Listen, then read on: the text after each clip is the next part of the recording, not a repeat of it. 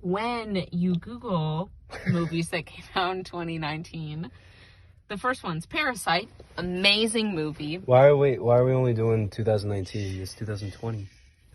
Okay. Once Upon a Time in Hollywood. I haven't seen it. Me neither. The Irishman, haven't seen it. Knives Out, would be very interested. Marriage Story looks idiotic. Farewell, amazing movie. Aquafina, you the man. She loves movies. Booksmart, very good movie. Joker. Okay. It was great. I love Joker. I loved it. Ford versus Ferrari, I would like to see. You didn't like Joker? It was okay. It was okay. I didn't think that it was what people were trying to make it to be, which was like the equivalent of what Heath Ledger did, and Heath Ledger knocked that shit at the ballpark. People should have just left alone at this point. But anyway, the movie was like catharsis for like school shooters. Yes, but which is important. Here's the thing. I think Joaquin Phoenix did as excellent a job as he could have in that movie. No one could have done it better than him. I 100% feel that way, that Joaquin Phoenix did the best that anyone could have done. Yeah. That does not mean the movie was amazing, though, because I think directorially, script-wise, the script, to be honest, was what got me the most. There was no dialogue. Like, that wasn't what the movie was made of. But the problem was that the script was too redundant. Like, the point in which he kills the one guy that was mean to him, like, it was all so predictable. Like, the girlfriend being a made-up fictitious part in his head, like, the, Wayne being not actually his biological father, but his mother was gonna think he was his biological father at one point. Like, all of this was so predictable. I didn't predict it. But I will say, Joaquin Phoenix is the man, and he, no matter what he does a fantastic job. Like, I think that man really invests himself in the characters. It was interesting to watch him talk about it in interviews, and he talked to the specificity of his character development, like when he talked about he needed to know exactly what type of medications that the Joker was going to be on, because that would make sense as far as like weight loss, or as far as like insomnia, or as far as hallucinations. Like, honestly, he's a very specific actor, and I think that's what makes him so compelling. And I will say that the writer and the director for the movie were not great. Joaquin Phoenix was fantastic. No, it was phenomenal. Joaquin Phoenix is the fucking man. I think that it was crafted like superbly. I think the director knew what he was doing. He wasn't just speaking. He was making a film.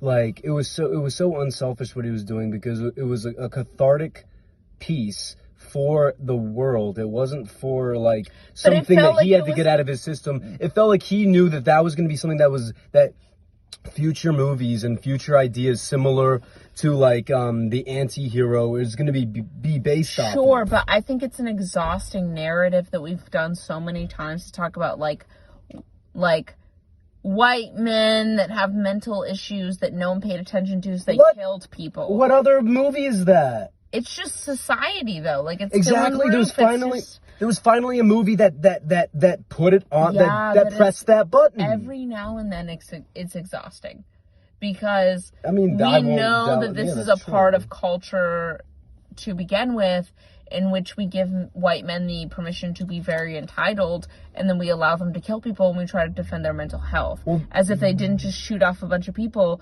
But then you have little kids, like, little like black children playing in parks with toy guns, getting killed every day. Like, it's just, do you know what I mean? Like, after a certain point, it's kind of like we need to also orient the conversation around what mental health does to women, what mental health does to like men of color, women of color, trans people. Well, it definitely shows what mental health does. Like, if one person's going through it, but it shows what it does to the world around them. I kind of wish that we just stopped orienting the conversation around that way. That doesn't mean that it's less legit. It does not mean that the mental health crisis that white men go through is not legit. It just does mean that we excuse their violence a little bit more. I would say that you're not wrong. I think that we do that for a lot of people who are mentally ill. We kind of just but it's not okay, fair. I will wait to talk. I'm just saying that fuck, what was I saying? I don't know. I love him. I love you. Wait. Oh, sorry. I just so the only cool thing that I thought about it though was that I hope this thing is picking up. I think it is, yeah. instead of like in real life where like white men go crazy or white guys go crazy and like shoot up a whole lot of minorities, I felt like he was the Joker in that movie, in the way that was made, it was a real anti-hero going against kind of the white patriarchy. For sure. I will say this. Instead of, helping, ale that, like, narrative, it's kind of like, also, it's like the black hole within kind of sucking, I will say that. I agree with you that I appreciate that minus his girlfriend, everybody he killed was wealthy white people. He does kill his girlfriend. I don't remember he kills that. His girlfriend. Well, it shows that no one's safe. But I will say that I appreciate that everybody he kills is wealthy white people. I will say, off him, just cut him out. And honestly, like, it was just a good message in that sense of what monetary oppression does to people, because we expect poor people to live in environments in which you can't afford health care, you can't afford food, you can't afford a proper home, you can't afford proper living arrangements in general, or to be able to take care of your family in any capacity. And yet we wonder why people snap and lose it, as if these young men who were born, like the Wall Street boys that he killed in the subway, as if they weren't born into wealth. Because let's be real about something, those young men were born into wealth, as the majority of the wealth in America is born into wealth. And then we expect to feel like they've earned something. They haven't earned shit. They were born into an environment in which they were predetermined to be wealthy. They went to better schools. They were afforded better colleges because their parents paid for it. And they were hired by firms that were either by their parents or by connections through their parents. Baby, I get that, but he was a clown. No, I'm talking about the people he killed. Oh. I'm talking about the people he killed. Yeah, she's right. Fuck him. So, don't get me wrong, off wealthy white men, fucking kill them, because honestly, at the end of the day, I'm tired of pretending like they earned anything. I don't actually kill them. I don't condone violence. But I will say that let's stop pretending like Jeff Bezos earned anything that he has. Let's stop pretending. Let's also, in the theater and acting community in general, let's stop pretending. I'm just angry. Let's stop pretending like people born into wealth and born into the industry earned at least 90% of what they had, because they didn't. It's exhausting. It's exhausting to pretend like they did. They didn't. And so 9 out of 10, Joker. Or, Joaquin Phoenix was different. Joaquin Phoenix, did you know that he was born into a cult? And, like, his family was not in the industry. And they put their kids in the industry, and that was what it was. But it wasn't the same as like a Scarlett Johansson or a Timothée Chalamet or Fuck a Timothée Chalamet. He's all the roles that I want. Fucking asshole. No, but Sad boys hate you, Timothy. I'm kidding. He's kind of alright. He's excellent, but the sad boys wish you were dead. And he's friends with Kid Cudi. What the fuck? That's what I mean. The sad boys hate you, Timothy, because you stole their hero and their roles. It's like, really? And you live in a Park Slope apartment, so I don't even know what that is. Park Slope is the Upper East Side, New York. It's the rich people homes. I do think that, going back to Joker, Hit it. I think that Robert De Niro actually... I love you, Robert De Niro. You're a good man, Robert De Niro. You're actually very legit. Did you know... Sorry, before you continue that, do you know that TV show that used to make me cry a lot, the When They See Us, about the boys? Yeah. Did you know that Robert De Niro funded the majority of that show? I can believe that. He's a good man. He's an activist. He's a good man. Like, he puts his money where his mouth is, because it's not just Ava DuVernay that's talked about him. Like, it's many people in the industry that talk about the fact that Robert De Niro does not just talk. He legitimately funds projects by women of color who are talking about stories about people of color.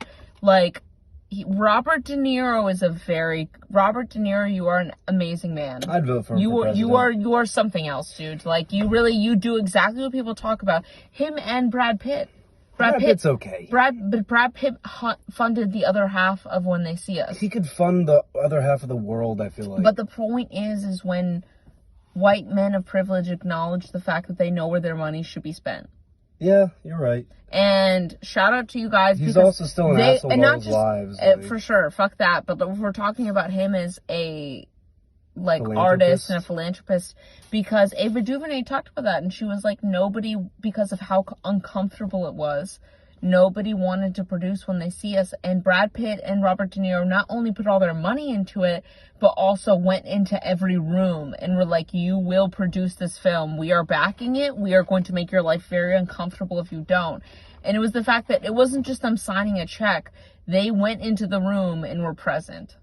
And that's what's important. I think that Robert De Niro is the fucking man. I'm sorry, Robert De Niro is just, he is not just a man who talks, he is a man who does. 100%. 100% that is a good fucking person. I think that the Joker's violence towards him was actually misaimed. I think it was misdirected. I think that Robert De Niro in that movie, his whole character was actually a... But he made fun of the Joker. Yeah, I mean, but at the same time, you have to be able to, like... Sure, there's lines where you have to be able to laugh. He's also a host. He has to be entertaining. Yes, but I think that the problem... I was still talking. I'm so sorry. I'm sorry. Okay.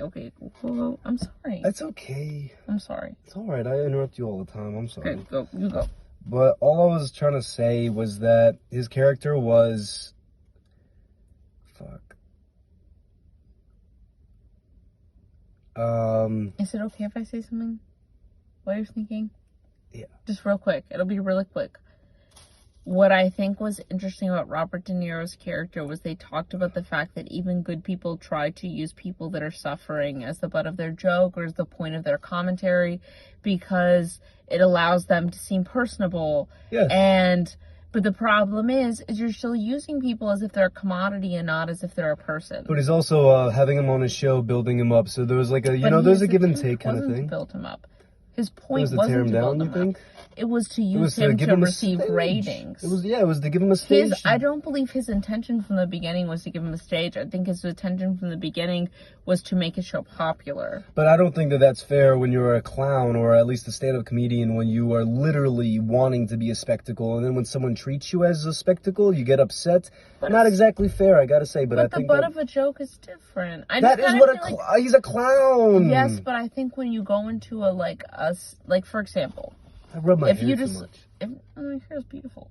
If you go into a comedy club that's smaller, in which you decide you want to try out some of your stand-up routine, I don't think what you think the result of it is going to be a national butt of a joke.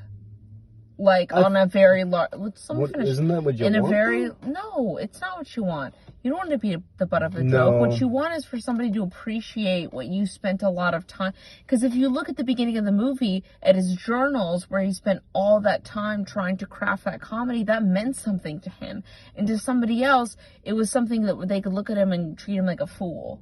Like a clown, like an idiot, like a mistake. And I can understand, if we're talking about in that capacity, how you can break somebody for their hero in the same capacity when they're sitting in a one-bedroom, beaten down apartment with their mother who can't even walk, watching this person and appreciating them and idealizing them, and that same person to talk about them like they're a loser. That's horrible. Regardless of what that person meant. People are not as stupid as we like to treat them. It's the same thing with, it's interesting. I would like to comment on this for whomever sees this. A bunch of the sorority girls at VCU decided, do you remember that lady that comes outside of our apartment? Yeah, there was a homeless lady and they put, their, fucking sorority shirt on her. Well, they put their sorority shirt on her and called her Kodak, and they were like, Kodak loves... People are not a fucking joke. Their existence is not a joke to you, and your kindness should not be a route to you being able to be funny and use them as a butt of a joke as if they're not people. They're not caricatures for you to laugh at. They're not props for your Instagram story or your video.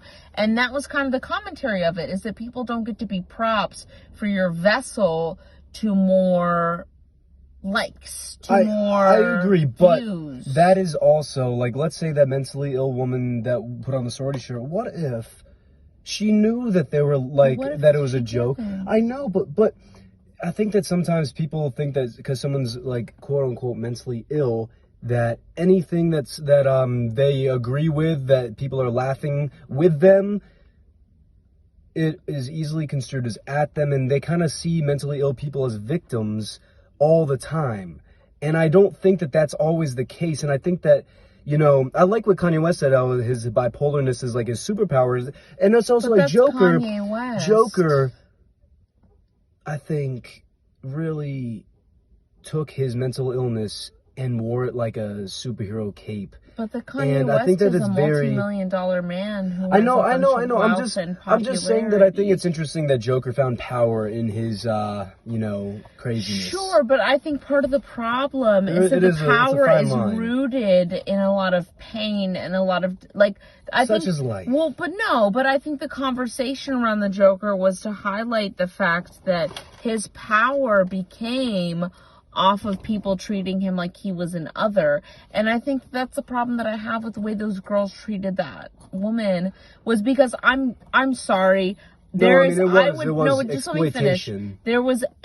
I will bet all of the money that I have, not very much, but I will bet every inch of it to say that they did not ask her if she was okay with that. That they did not ask her if it was okay if they posted that. That she was the butt of their joke.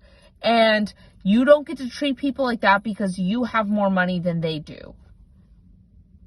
You can eat a dick. And I'm sorry, Greek life of VCU, your glorified fucking gang culture. Okay, you guys can all eat a dick. You can literally fuck off. You guys are rapey, fucking druggy motherfuckers. And honestly, you guys want to make fun of her because she's homeless. That was probably a result of, perchance, drug abuse. That was perchance, like, financial abuse. The only reason you guys can get away with that is because your fucking parents are paying off your bills. And honestly, I hope you all die off. I hope you play anyway, kids. so we'll see you next time. Bye.